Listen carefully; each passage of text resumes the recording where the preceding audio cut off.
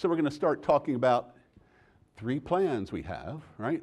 How do you know which plan you're in? Everything we do is driven by the Code of Virginia. So, Plan 1, and if you log into your myVRS account, it's going to say right on the top left corner what plan you're in.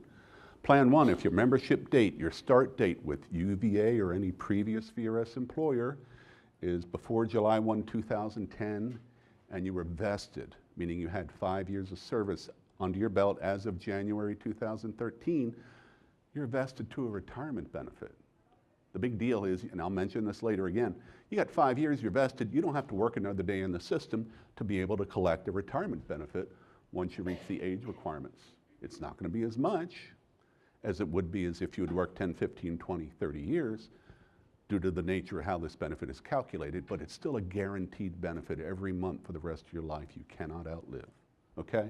So if you had 5 years under your belt as of January 13, you're a Plan 1 person. If you started before July 1, 2010, and you're like me, you didn't quite have 5 years of service under your belt, had 4 years and 10 months. I'm what we technically call a Plan 1 non-vested person. Plan 2 will be the rules, age and service requirements we're going to look at. If you started after July of 2010, but before January of 2014, you're a Plan 2 person.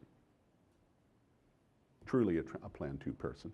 And of course, if you started on or after January of 2014, you're in the hybrid retirement plan. Now, this presentation doesn't cover all the full aspects of the hybrid retirement plan.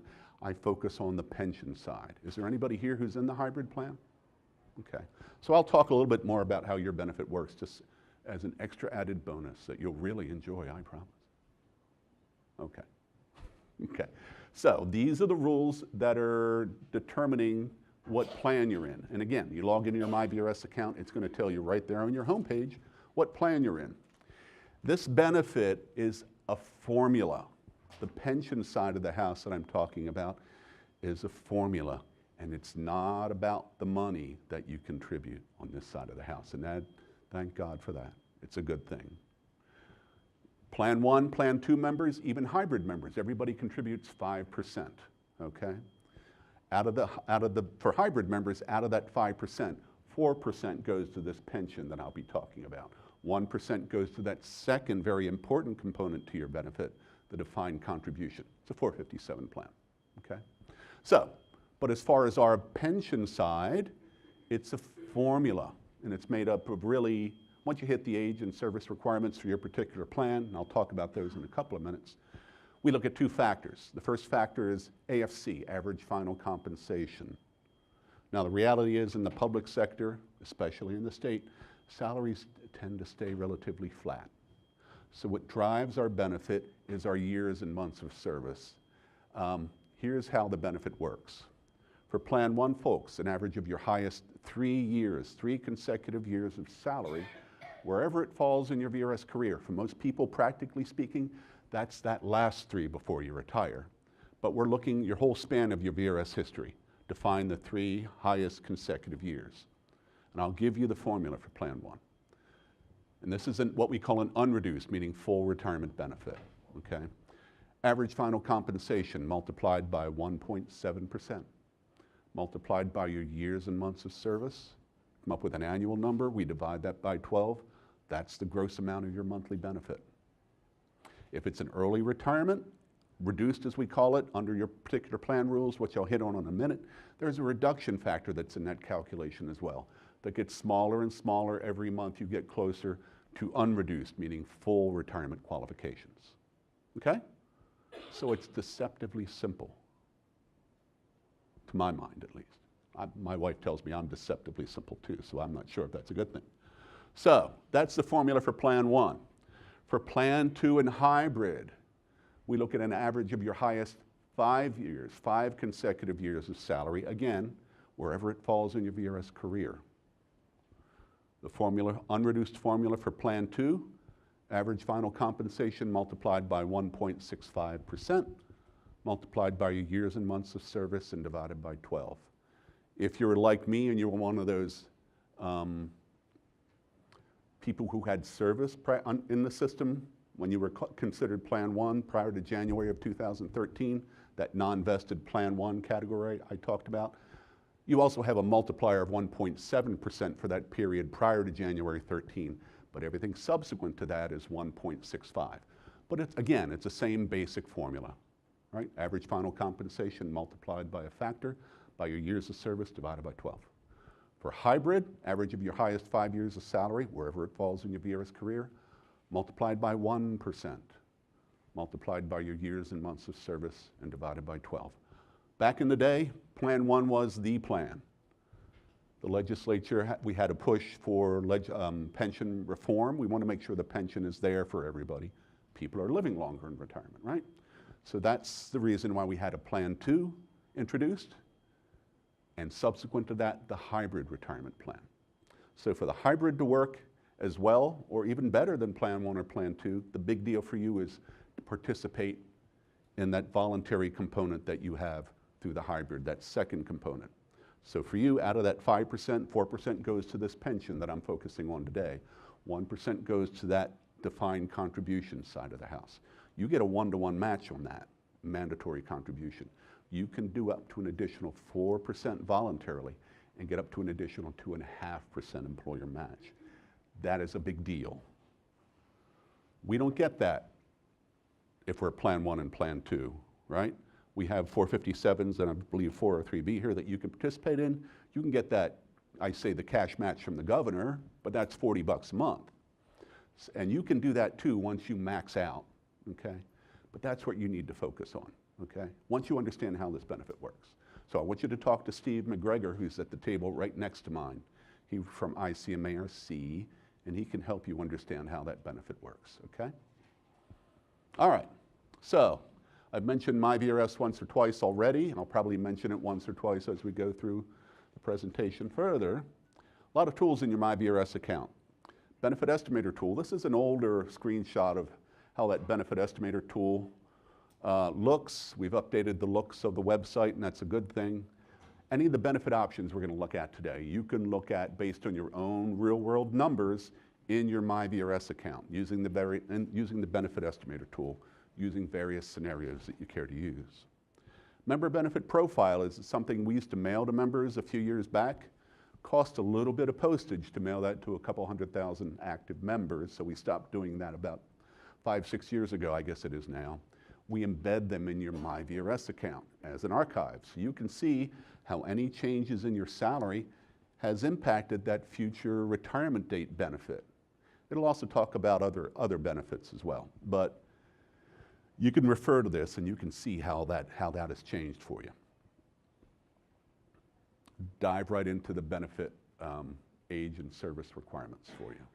So when you pull up your myVRS account, these are the rules that are being used to push those numbers through to that home page on your myVRS account, and this is the rules for Plan 1, for example, when you use the Benefit Estimator tool that are being used behind the scenes to generate that benefit for you. Reduced, we say reduced, you say early, we say reduced because there's a reduction factor in the calculation, okay? We say unreduced because there's no reduction factor. So reduced, 55 with at least 5 years of service, 5 again being the big deal to be vested to a retirement benefit. So 55 with at least 5 years of service, or age 50 with at least 10 years of service is earliest eligibility under Plan 1 rules for a retirement benefit. Unreduced, meaning full retirement, 65 with at least 5 years of service, or age 50 with at least 30 years of service. Okay? So let me ask a question to the group. Two people work together. One is 65 and one is 50, both having the same average final compensation. Between the two of these, who's going to have the better benefit? 65. Why? Why 65? They're both unreduced. It's the person with the more years of service. Once you're at unreduced level, it's really the years of service, because, again, because salaries tend to stay flat. It's the years of service that drive this benefit, right? So if you've only got 5 years of service, you're at unreduced levels at 65, but that person next to you who's 50 who's eligible for an unreduced retirement benefit with 30 years of service, their monthly benefit is going to be much more than yours at 65. Unreduced simply means there's no reduction factor in the calculation, okay? All right. Plan 2 and hybrid share the same rules as far as age and service requirements. Reduced, early retirement, 60 with at least 5 years of service. Again, 5 being the magic number to be vested to the retirement benefit. Unreduced, full retirement when your age and service equal 90, the so-called rule of 90, or when you hit normal Social Security retirement age, again, with at least 5 years of service under your belt. Rule only applies to Plan 2 and hybrid, does not apply to Plan 1, okay? Again, these are the rules that are being used to push through that future retirement benefit for you. Okay, so I suppose if you're 60 with 30 years of service, you're a Plan 2 or a hybrid person, that's your earliest on eligibility for an unreduced retirement benefit. If you're 85 with 5 years of service, that's rule of 90, right? So, and don't laugh at that, because I helped a lady retire at 82 that had nearly 60 years of service. Not at UVA, but not too far away in Greene County. Again, these are the rules depending upon the plan you're in that are being used to push those future numbers through for your retirement benefit, okay? Any questions so far? Yes, ma'am.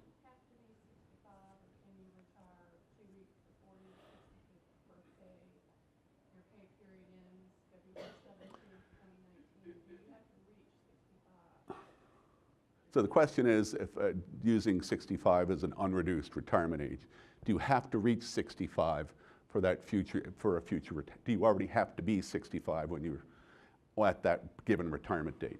The answer is yeah.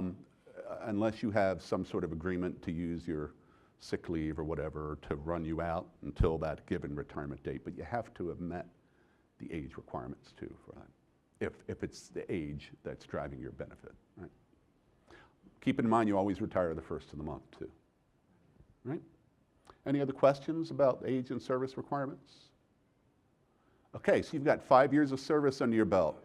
I heard it happens at universities. People get 5 years. You might go to another university in the state, the public sector, you pick up where you left off, right?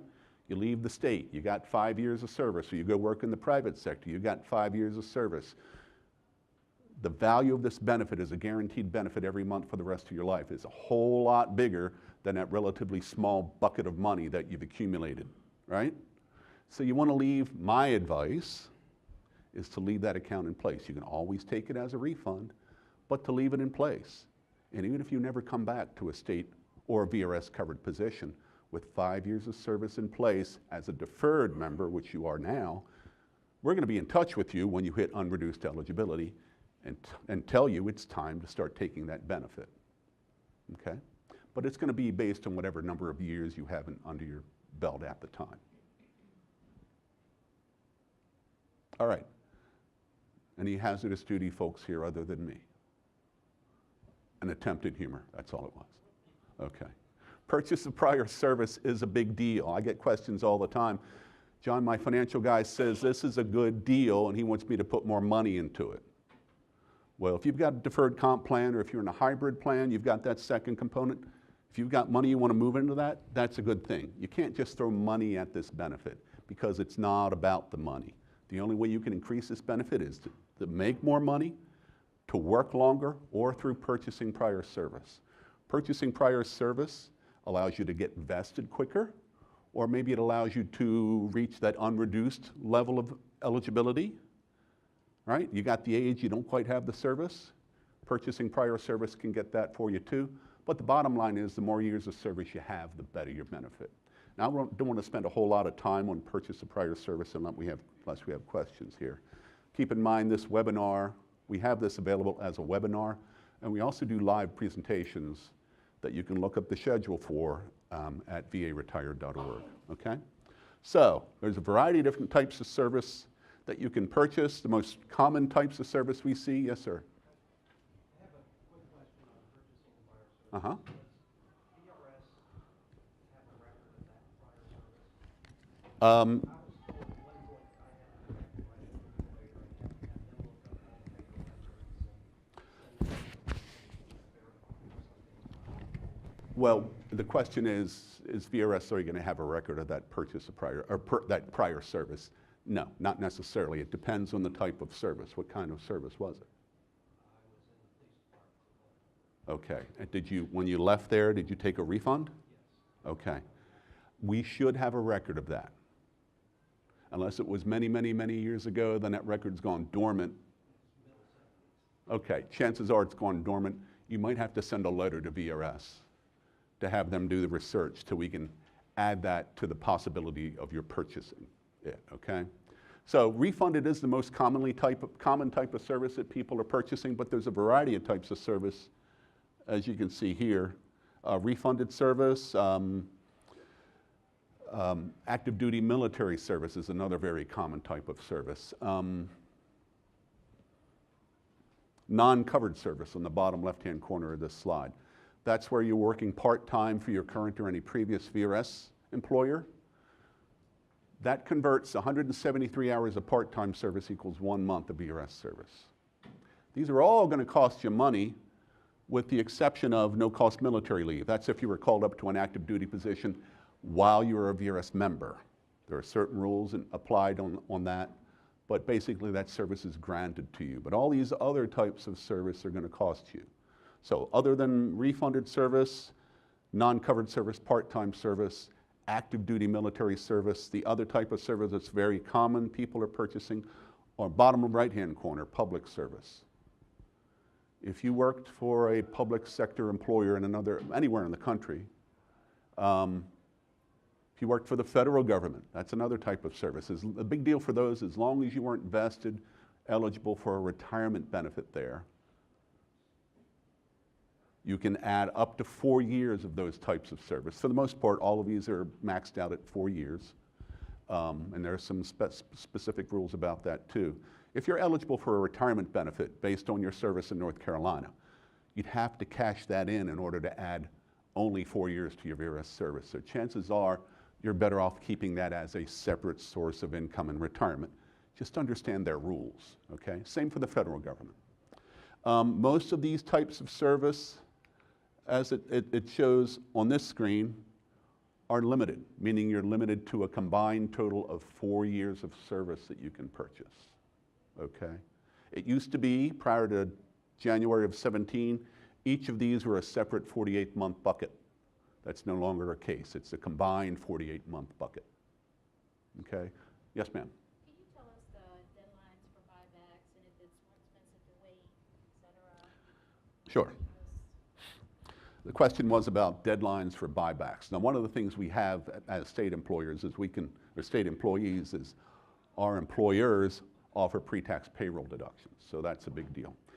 Plan 1 people basically had a 2-year window, I believe it was, to purchase prior service at the best cost. Outside of that window, it's actuarial cost, which is really driven by your salary and how close you are to a given retirement date. So it goes up month to month incrementally. So ideally you want to purchase this, or at least consider purchasing it sooner rather than later, understanding that it's only going to get more costly for you. Plan 2 and hybrid folks had a 1-year window. In order to get it at best cost, outside of that window, it's actuarial cost, basically. So there's a little bit of a thought process you need to go through if you're looking at any of these types of service. How much is it going to cost me up front? What are my methods of payment for it? And how much is it really going to help me in the long run? You know, if I've got to pay $30,000 for 4 years of service, how much is that going to add to my monthly benefit? And how long do I have to live in retirement every month collecting that monthly benefit to make up for the outlay I had to put up initially? That's the type of thing you need to think about, okay? If you're later in your career, it may not be worthwhile, okay? But it's still a good idea. You want to at least understand how it's going to work for you specifically, and at the very, rule it out and put it aside, if nothing else. So I would encourage anybody who would have any of these types of service, whether limited or unlimited, to at least consider it. Okay, there are other couple types of service here: disability credit conversion and sick leave conversion. These other types you can do at any time. Those two you can only do as part of the retirement process. And you're going to talk to your benefits department about that. Okay. Any questions about purchase of prior service? If you have specific questions, because I'm limited on time, I'd ask that you save them and we can address them one-on-one, okay? Some of you have quizzical looks on your face. Not you. Okay. So, I mentioned refunded service. Refunded service, it's not actuarial. It used to be, I'd always say, refunded service is 5% of your salary. As of January 2017, that changed too, and this is the most dramatic change. Refunded service is the original. If you want to buy refunded service back, and it's unlimited, so if you've got 27 years of refunded service that you took, you want to buy it back, you can do that. It's the original refunded amount, the gross amount, multiplied by 7%, compounded from the year you took that refund to the time you're purchasing it back. That can be it's not just an arm and a leg, it might be more than an arm and a leg for you, okay? But if you got the money, or if you think it's worthwhile, then go through the process. Use the benefit estimator tool. In the tool, it's going to ask you if you're considering purchasing any service. Put in the number of months you're purchasing or considering to purchase. See how that helps that future retirement benefit. Everybody's needs are different. Everybody's financial situation is different, right? So there is a no cost window for that also. I mentioned you have payment options. You can do a pre-tax payroll deduction, do lump sum. You can roll money from other accounts to pay for that service. Retirement options. Let's get into the meat of the benefit options here. Basic benefit, the most commonly selected benefit payout option of all the options that we offer today that we're going to talk about today. Basic benefit is the most commonly selected. I'd say on a given month, 80% of our retirees go with the straight basic benefit, maybe closer to 85%. It's the highest consistent month-to-month benefit payout option of all the options we offer, okay? You get it every month for the rest of your life, cost of living adjustments on top of that. When you pass away, the benefit ends with your passing, okay? That's why we have the survivor option, which allows you to take a lesser benefit from what the straight basic benefit would be, but allows you, with your passing, to begin to provide a monthly benefit to whomever you name every month for the rest of his or her life, okay? So anytime, if you go in the benefit estimator tool, anytime you look at anything other than the basic benefit, it's always going to provide you with that basic benefit number to contrast and compare against, okay? Apples to apples, if you will, okay? Most commonly, we see the spouse listed as your survivor, but you can name anyone as your survivor. You can name a parent, you can name a sibling, you can name a child, you could name a grandchild, you could name a neighbor, you could name a stranger if you know their name. I guess they're not a stranger. Their date of birth and an address, right? You can't do it to an estate. It has to be a living, breathing person, and no, you cannot do it for your cat. I know, I expected that question here. I get it in tech all the time. I'm just saying. No, you cannot name your pet. I was at JMU on last Thursday and people asked me, what is going on with, you love your pet that much? Anyway, you can't name a pet. It cannot be to the estate of. Living, breathing person. You can name more than one person too. The benefit estimator tool only allows you to provide, if you do the estimator, one date of birth. So when you use, if it's more than one person, use the date of birth for the younger of the two or three people. Most commonly, we see the spouse, and if you use your spouse as your survivor, you can do anything from a 10 to a 100% survivor option. The higher the percentage for them, the lower your benefit, the higher theirs at 100%. You're both getting the same amount in retirement, other than cost of living adjustments, okay? If you name somebody other than your spouse, IRS rules come into play. You're going to be limited in the percentage that you can leave them, and there are other reduction factors that come into play. Okay? But again, it's not a bad deal, but again, this is just part of your overall financial picture, right? And everybody's needs are different. So, the most common question I get about the survivor, let's say I name my wife as my survivor and I go into retirement. 6 months, 6 years down the road, my spouse passes away. What happens? Well, we're not going to know until you tell us. You let us know. We're going to ask you if you'd like to name another person as your survivor, which if your original survivor was your spouse, it's probably going to have a negative impact on that monthly benefit, but we're going to recalculate it for you and provide you that number in black and white so you can make an informed decision. We're also going to give you the number for your basic benefit if you from that point popped, as we call it, pop up to the basic benefit from that point, okay? But it's a one-shot deal. You name your spouse as your survivor, your spouse predeceases you, you name your brother, twin brother as your survivor, okay? Understanding it's going to have a negative impact on that benefit calculation, you're willing to do that, then your second survivor predeceases you, you're locked in on that lower benefit, okay? With the passing of your first survivor, you popped up to the basic benefit, you're locked in. You get married later, you can't change your mind. You're going with the basic benefit for the rest of your life, okay? You don't like your spouse anymore, you can't change your mind, okay? That's not how it works. The only other way this benefit could change for you, I've heard it's happened, I've never seen it, is if you have a financial downturn in retirement, right? You have your survivor named, that survivor can give up the right to that future benefit. There's a process. They have to provide proof of good physical and mental health, obviously. And there's a written statement involved too, but I've never seen it happen, but that's the only other way really this benefit can pop back up to the basic benefit for you. Any questions about the survivor? Just keep in mind you can't name your pet. Yes, sir. At one time, there was an issue with the survivor option calculated where, depending upon where your spouse was, At that point of the year. Yeah, well, mine went, at a certain point, it dropped 1.7% and started back up, and it wasn't 6 months later until it reached a point where it dropped. Does that still exist? Yep. That's simply by the, so the question it was, I wouldn't call it a flaw because the actuaries put this all together and I would never, be critical of an actuary because I wouldn't know if they were right or wrong anyway, quite frankly, between you and me and everybody watching. That depending upon what part of the year they were born, early rather than later in the year, your survivor benefit can change drastically. Okay, just waiting a few months, it can have a much better, much improved impact on that benefit. So that's why you want to use that tool. But that's a question we get commonly. I'm not sure why it is that way, but it's always been that way. Yeah, I tried during periods of time when there were no raises, and I had each month an incremental increase in service. Yeah.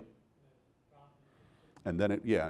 And then it peaked again. Yeah. That old sine wave thing. So yeah, that's a practical thing. That's a good point. It's a practical thing we all need to consider too. So if there's a date and you want to look at the survivor option, you're doing your spouse, for example, or using your spouse as your survivor, move that date out to see if there's any major fluctuation, to see it, make sure it doesn't go down, or if even 1 month will make it tick up considerably, because it could. But call VRS too, 888-827-3847. We can help you understand that process. Okay, that's a good question, thank you. So any other questions about survivor? Am I doing okay? My voice, I'm told, is very soothing, and it tends to put people in the far side of the room, lulls them into a sense of, I don't know what. And it's a very dry topic. I try to use what I have as a sense of humor to make it more funner, as my kid would say. Okay? Yes, ma'am. Since there's some other options, what percent do you think take the survivor? Again, the question is what percentage impact does it have doing a survivor option compared to the basic benefit? It comes down to the age difference between you and that person, that relationship between you and that person, and the percentage you want to leave that person. The benefit estimator tool will help you understand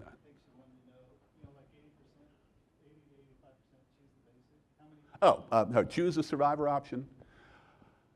That percentage has grown. I'd say it's probably 10%, if not more. And it fluctuates in a given month too. Okay? So, with either the basic or the survivor option, you can do what's called a PLOP, a partial lump sum option payment.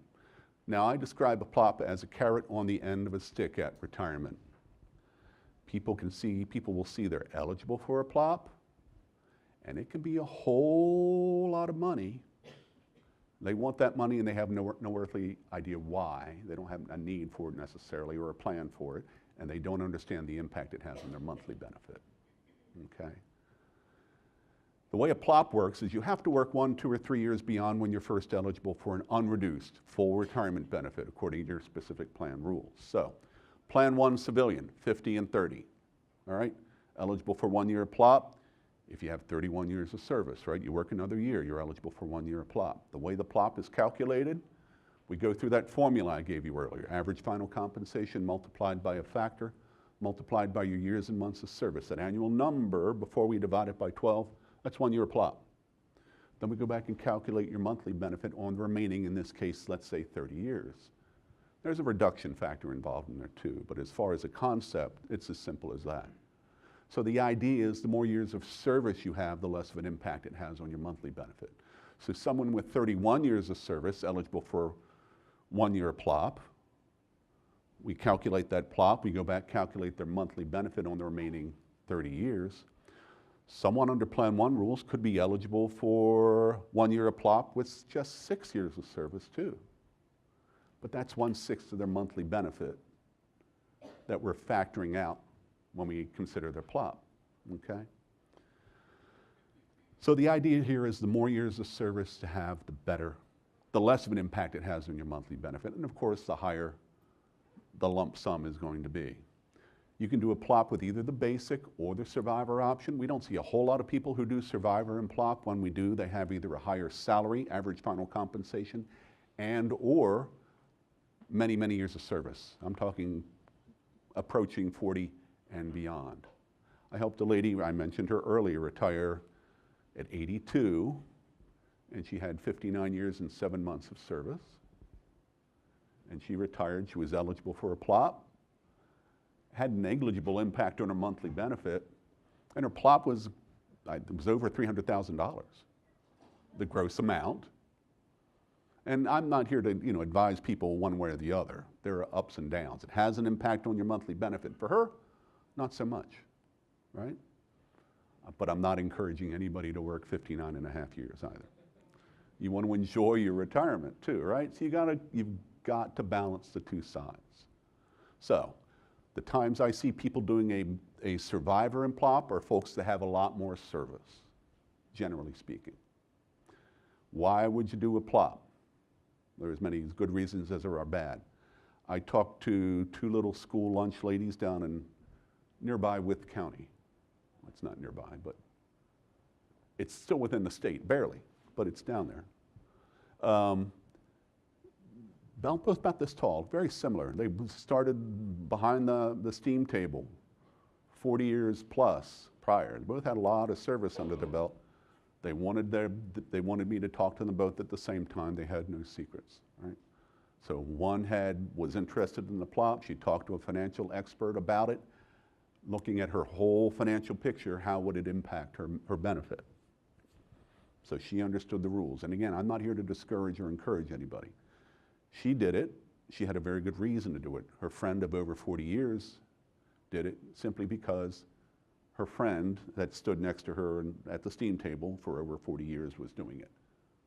And she was eligible, and she thought she'd do it too. Has an impact on your monthly benefit, okay? Some people will do a PLOP in lieu of doing a survivor option to leave that money for their spouse or their loved ones or for their kids or grandkids as a legacy. Keep in mind, when you retire, you still have expenses. What's driving people to work longer is health insurance. So a lot of folks are working at least until they're Medicare eligible at 65. I started late in state service.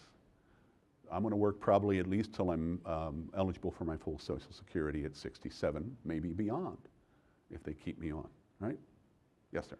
Still tax deferred the PLOP? Yeah, that's my next point. So the only advice I would give you is you want to think long and hard about having this money paid directly to you, because if you have it paid directly to you, it's 24% right off the top. 20% federal, 4% state if you live in the Commonwealth at the time. All right, and you're probably going to be subject to another 10% IRS early withdrawal penalty if you're under the age of 59 and a half at the time. And chances are that windfall dropped into your lap is going to have an impact on the back end at tax time, putting you into another tax bracket. So you want to talk to a financial person either way, but certainly understand the implications of having it paid to you directly. You can roll this money all of it or part of it, into your deferred compensation plan. And if you don't have a deferred comp plan opened up yet, this would be a good enough reason to do it, but hopefully you already do. But even if you don't, you can roll it to another qualified plan like an IRA. Open an IRA. Tax deferred. You'll be paying taxes on it eventually. For most people, practically speaking, they're making less money in retirement, so their tax levels are lower. And you're only taxed on it as you take possession of it, right? Okay, so lots of good reasons to do it. I talked to a guy who understood the implications, was going to take the money, understanding the 24% off the top and everything else involved. He wanted to get out from under his mortgage and some other stuff based on his overall financial picture. They thought it would be best to take that hit up front. Again, I can't advise you financially on that. That's your call. It's your money. That money drains down the money in that member contribution account first, that 5% money.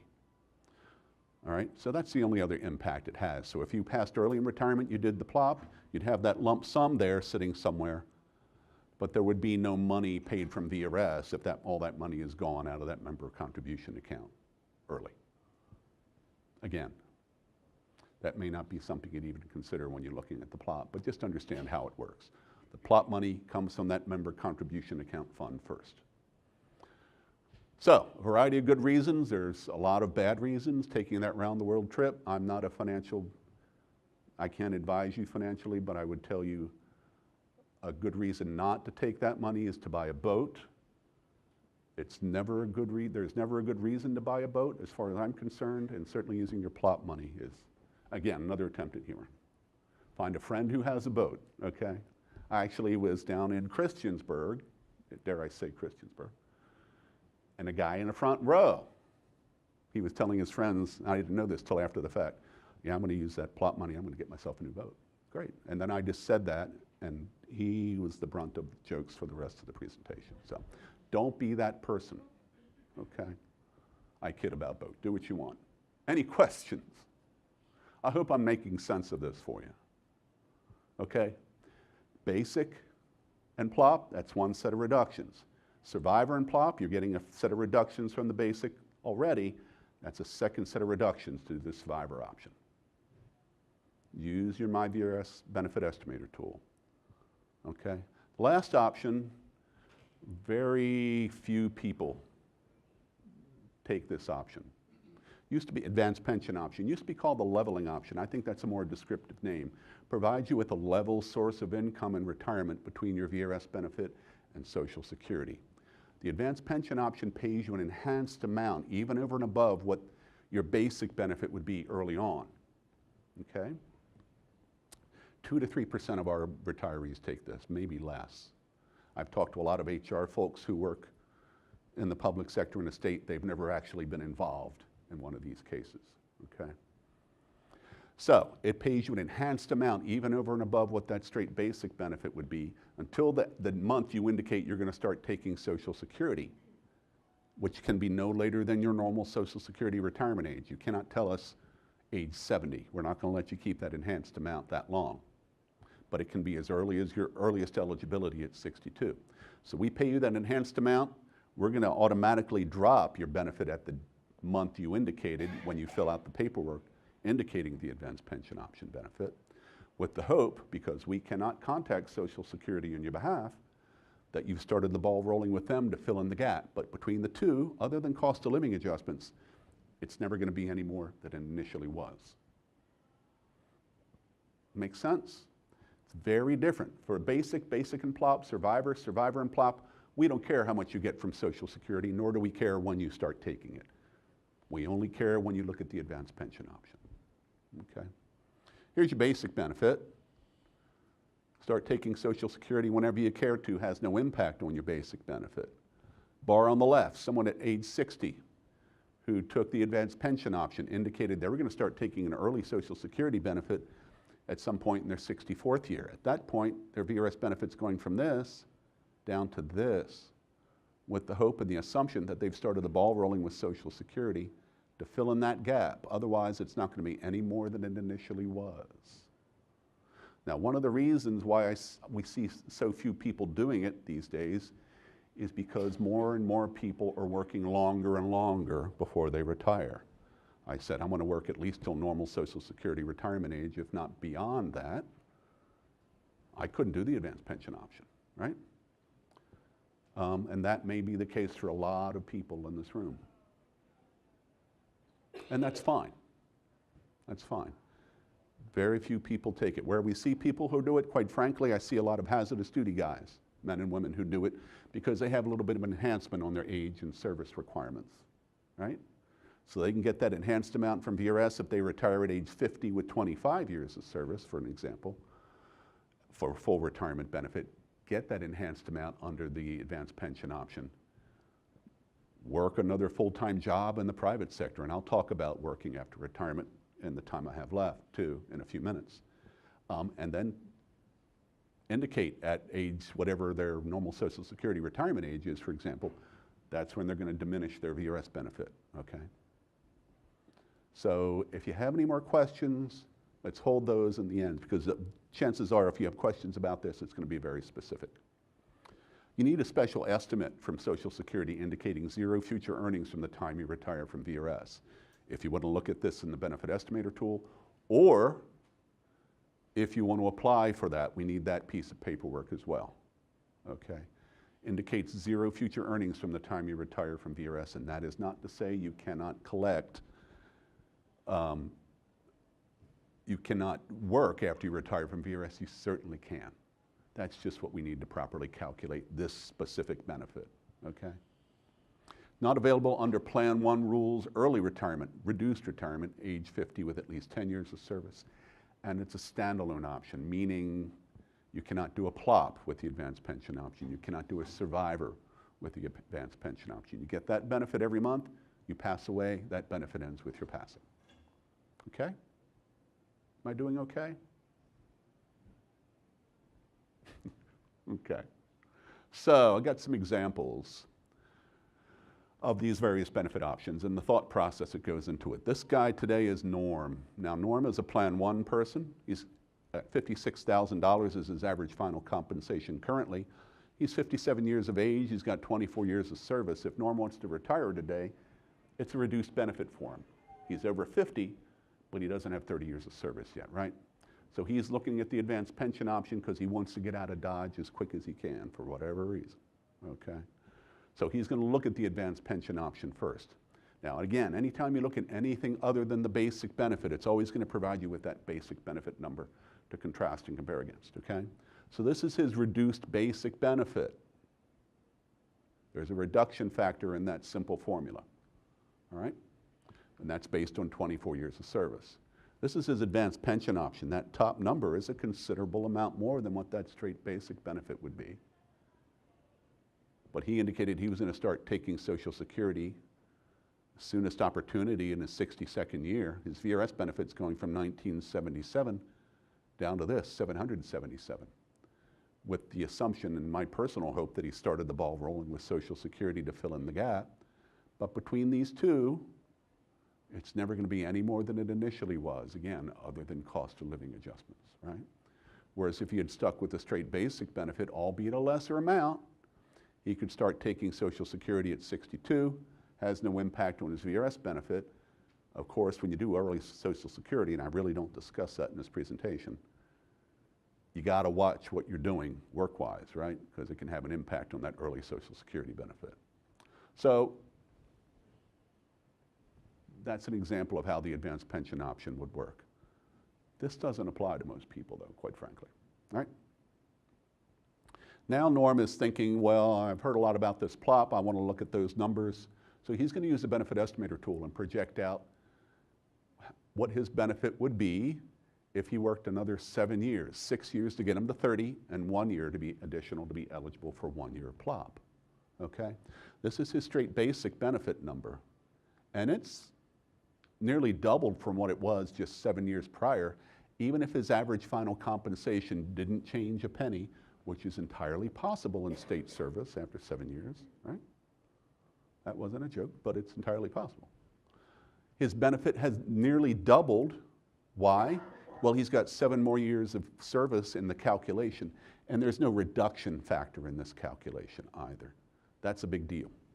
So that's a straight basic benefit without the PLOP. There's his basic benefit number. That's the monthly benefit after 1 year of PLOP is calculated out. $203 impact on his monthly benefit. If he had 33 years, 35 years, 38 years, 40 years of service, it would still be about the same amount of money difference from a straight basic benefit per year. But we'd have more years left over when we calculate the monthly benefit. That's the big deal, okay? So this is the bare minimum requirement that he's meeting here. So he's got that lump sum payment that hopefully Mr. Norm is not having paid directly to him. He's rolling it into his deferred comp plan, okay? 24% off the top if you have that paid to you. He's gonna be over 59.5. He doesn't have to worry about the IRS early withdrawal penalty, but even that little amount of money may throw him into a different tax bracket for that 1 year, okay? So roll the money is my advice. Any questions?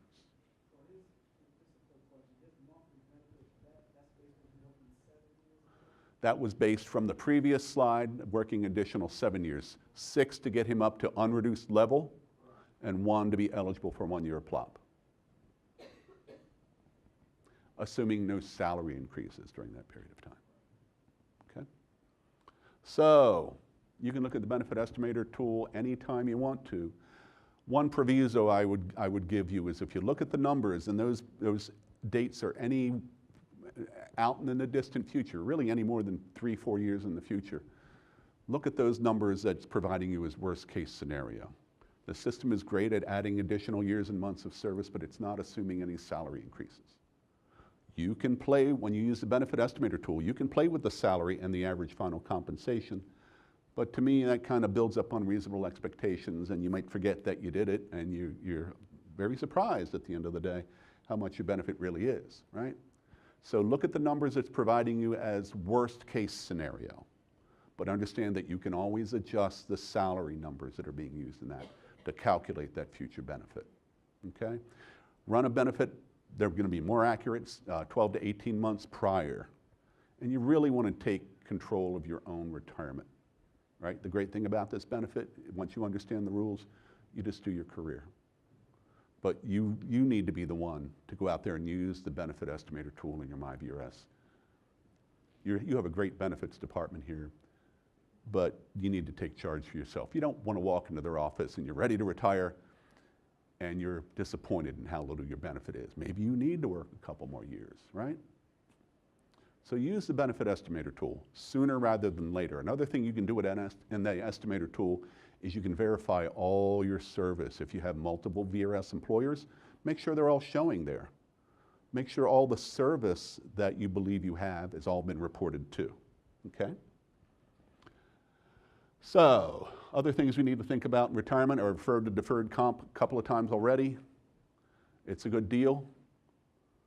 You know, money, it comes out pre-tax. Money I don't have in my pocket is money I don't spend, right? Why not roll it? You get an immediate tax break, right? Lowers your taxable income. So that alone is a good deal, even if you only do it to get that $40 cash match, right?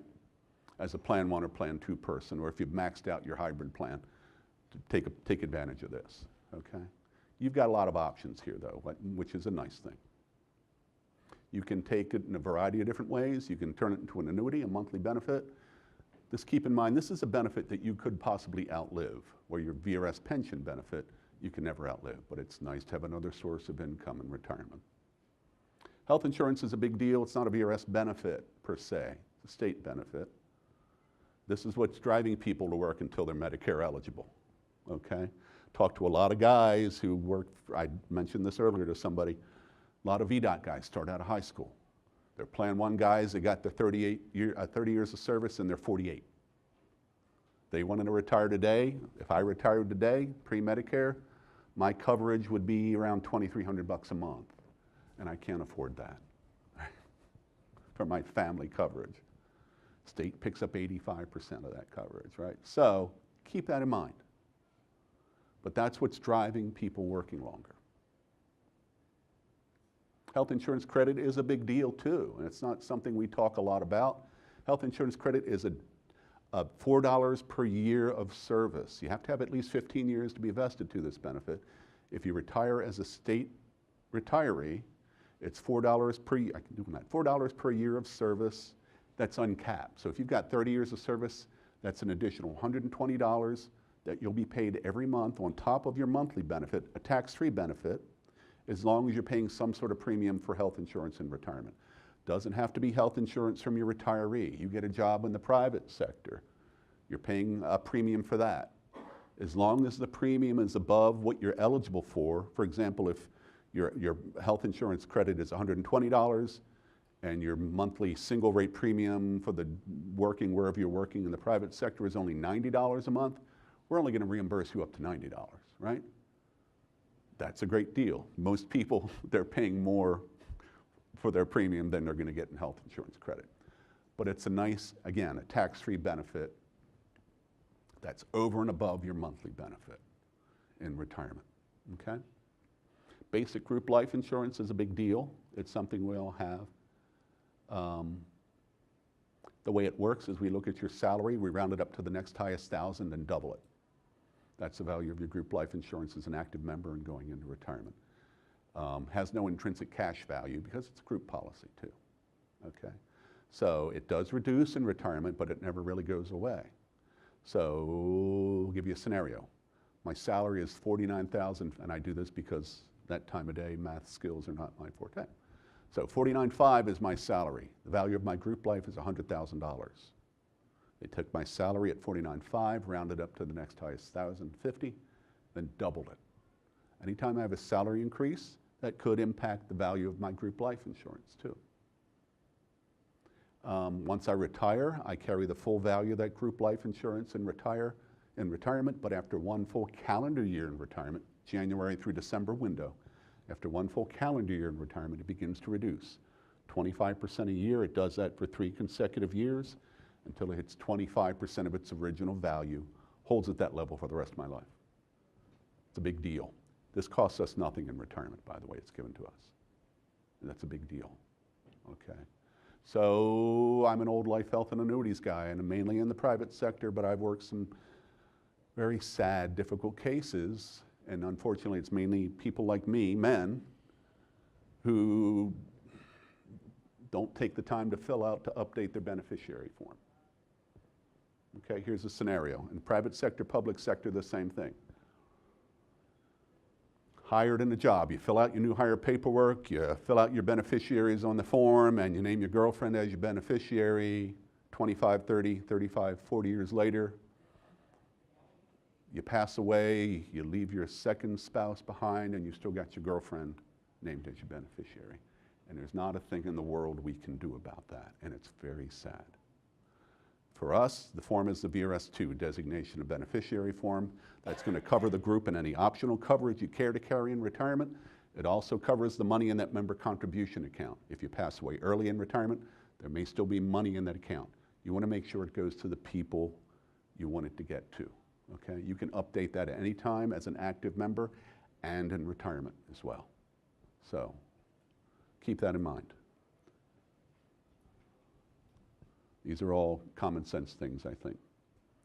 Disability retirement, only folks available to folks under the old traditional sick leave plan. Most of us are under VSDP. Anybody still under the old traditional sick leave plan here? Okay. So it works, it's a disability benefits. You have to prove the disability, and that can take months and months and months. So if you're eligible for a service retirement benefit that I've been talking about to this point, apply for both, you'll get that service retirement, and ultimately if you're approved for disability, you'll get that. If it's a higher amount, they'll pay you that amount forward from that date, and they'll back pay you the differential back to the original retirement date. Basic and survivor option only, no PLOP, no advanced pension option. If you're in the hybrid plan, this is not available to you either. VSDP is what most of us are on, and this is not a disability retirement plan. It's actually designed to get us back to work in some way, shape, or form. Provides us with short and long-term disability as well as long-term care. Death in service is a big deal. If it's a work-related death, whether you're on the job from day one or you've been on the job for 30 years, a monthly benefit and a refund. If you're married, it's going to be paid out. The monthly benefit's going to be paid out to your spouse, and a refund will be paid out according to your beneficiary wishes. If it's not work-related and you're not vested, it's simply a refund of any, and of course, group and optional life, you have that in place. If it's not work-related and you're not vested, meaning you don't have 5 years under your belt, it's simply a refund of any monies accumulated in your member contribution account, as well as group and any optional coverage you have in place. If it's not work-related and you are vested and you're married, then your spouse will have a choice between either a monthly benefit every month for the rest of his or her life, or a refund of the money in the member contribution account to the exclusion of all others. Okay? Turn to work, and this is where I'm going to wrap it up, and I'm running out of time anyway. This is a big deal. More and more people are working longer. More and more people are coming out of retirement or doing something in retirement. And I'm always going to be doing something. I don't know if I'll ever really retire. And if I can get paid doing it, great. It may or may not have an impact on my VRS benefit. If I go work in the private sector after I retire, no impact on my VRS benefit. Go working for the city of Charlottesville. They have their own retirement system. No impact on my VRS benefit. Go work for the federal government in another state. Full-time or part-time, no impact on my VRS benefit. If I come back to a part-time position with the same employer from whom I retired, and we're state employees, that would mean every state agency, I have to have at least a 1 full calendar month break in service. There are other specific rules that if you have any questions about that, we can talk offline about. Keep in mind, all state agencies are considered one employer. I used to say my dream job when I retired was working for the ABC store because they offered discounts. They do not offer discounts. But I'd still have to have a full calendar month break, okay? But I could go work for, I live in Hanover County, I could go work for the County of Hanover, or town of Ashland, where I live, the next day on a part-time basis. Has no impact on my VRS benefit. If you come back to a VRS covered position, and more people are doing this out of retirement, your monthly benefit gets put on hold. You earn additional years and months of service. You retire the second time, your benefit's that much better. Even if you come back at a lower salary, we're still looking for that highest window of salary wherever it falls in your VRS career. Okay, so that's a big deal. This presentation is built off of Getting Ready to Retire handbook, which you can find on our website in the publications section at varetire.org. It's a downloadable piece, okay? Beneficiary, if you got 2 pieces of homework for you, myVRS login, dig around, play with the benefit estimator tool, make sure your beneficiaries are up to date, or just submit a new form. Contact information for VRS. I've got pens, I've got other information at my table. Drop by, ask me your questions. I'll provide you with the numbers. If I don't know the answers to your questions, we need to look at your account specifically. Call VRS, okay? I'm out of time. I thank you all for your time, and I'll be available doing this again at 2 o'clock.